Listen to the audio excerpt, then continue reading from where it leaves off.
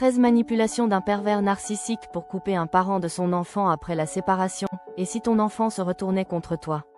Manipulé, conditionné, retourné par la personne même qui prétend l'aimer. Voici 13 techniques de manipulation utilisées par un pervers narcissique pour provoquer une aliénation parentale. C'est invisible, mais terriblement destructeur les 13 techniques du PN. 1. Dénigrement systématique, tu sais, ta mère. C'est une menteuse, elle n'a jamais été là pour toi. Objectif, casser l'image du parent sain. Et la plupart du temps cela passera par des réactions négatives et non des paroles négatives. De manière à rendre implicite la manipulation sans qu'on puisse la reprocher au PN. Conséquences, doute, perte de confiance de l'enfant envers le parent sain. 2. Réécriture de l'histoire, c'est moi qui ai toujours tout fait. Elle ne m'a pas aidé, elle a tout fait pour m'enfoncer. Elle m'a trahi, elle t'a menti. Objectif, falsifier les souvenirs. Il livre une version modifiée des faits qui les arrange et qui vient remplacer la réalité dérangeante. Conséquences, confusion, rejet de la réalité. 3. Victimisation, je vis un enfer depuis qu'elle m'a fait ça. Elle m'a tout pris. Objectif, obtenir la loyauté émotionnelle. Conséquences, l'enfant devient le sauveur et surtout le jouet du parent toxique. 4. Manipulation émotionnelle. Toi au moins, tu ne me laisses pas tomber. Objectif, créer un lien de dépendance. Conséquence, culpabilité à aimer l'autre parent. 5. Privation de communication. Oh, c'est bon vous êtes chez moi ici alors vous arrêtez de parler de votre mère. Objectif, isolement. Conséquence, désinformation et éloignement. 6. Arrangement personnel avec les décisions judiciaires. Je ne peux pas t'emmener chez le dentiste sur ma semaine alors j'ai décalé le rendez-vous sur la semaine d'après.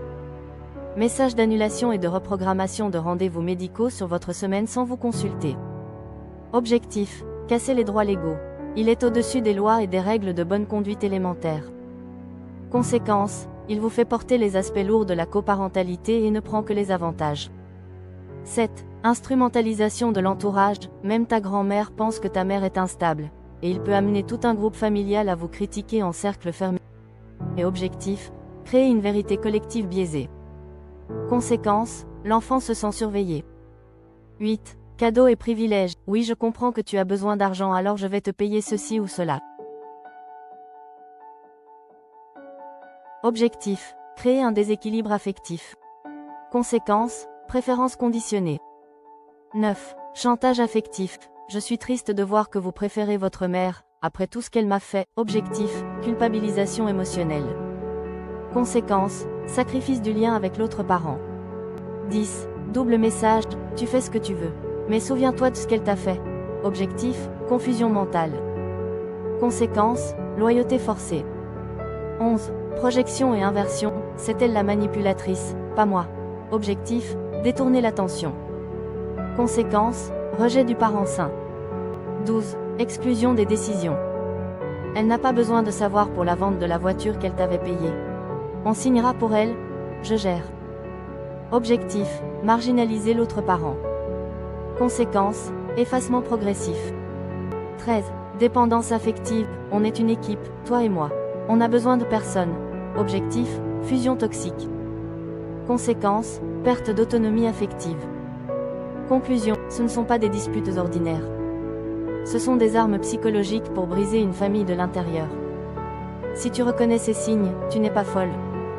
Tu n'es pas seul, partage cette vidéo si tu penses qu'elle peut aider quelqu'un. Chaque témoignage brise un peu plus l'emprise du silence.